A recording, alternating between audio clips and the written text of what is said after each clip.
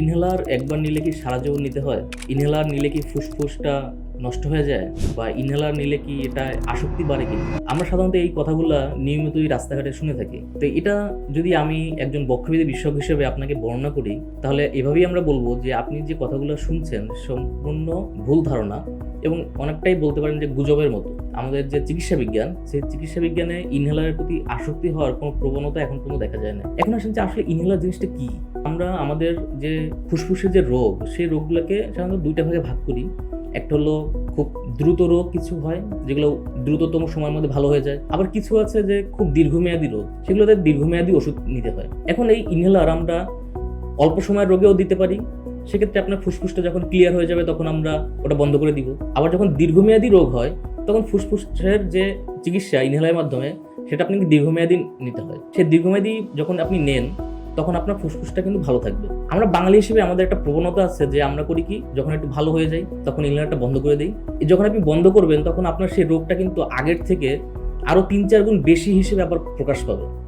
তখন আপনার কাছে মনে হতে পারে যে আহারে, আমি তো ইনহেলার দিছিলাম, এই জন্য মনে আমার রোগটা খারাপ হয়ে গেছে। কিন্তু জিনিসটা কিন্তু এমন না। জিনিসটা হয়েছে যে আপনি যে ইনহেলারটা বন্ধ করে দিয়েছেন, মাঝখানে যে একটা ব্রেক নিয়ে আসছেন, এটার জন্যই আপনার এই রোগটা আরো বেড়ে গেছে। ইনহেলারটা আমরা কিভাবে ইউজ করি, কেন ইউজ করি? মনে করেন যে আপনি পায়ে কেটে গেল বা হাতে কেটে গেল, তখন আমরা কি করি? ওই কাটা জায়গায় সাধারণত একটু মলম লাগে। ইনহেলারটা হচ্ছে সেরকম জিনিস যে আমরা বিভিন্ন ধরনের ওষুধ বিভিন্ন রুটে আমরা দিয়ে থাকি।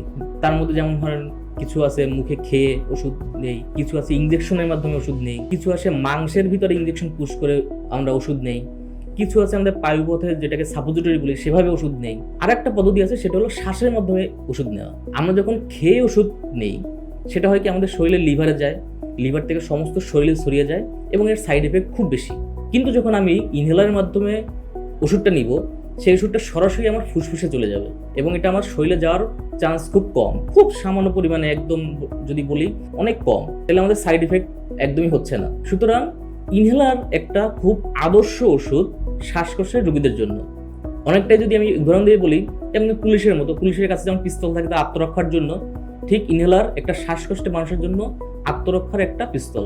তো যখনই আপনার শ্বাসকষ্ট হবে, আপনি ইনহেলারটা বের করে একটা চাপ নিয়ে নেবেন, আপনার শ্বাসকষ্টটা কমে যাবে। সুতরাং ইনহেলার নিয়ে আপনাদের যে বদ্ধমূল যে ভুল ধারণা বা মানুষের ভিতরে যে প্রচলিত যে ভুল ধারণা, এটাকে আপনি কখনোই কানে দিবেন না। অবশ্যই একজন চিকিৎসকের পরামর্শ নেবেন, বক্ষবিদ চিকিৎসকের পরামর্শ নিয়ে আপনি ইনহেলারটা কন্টিনিউ করবেন। ধন্যবাদ।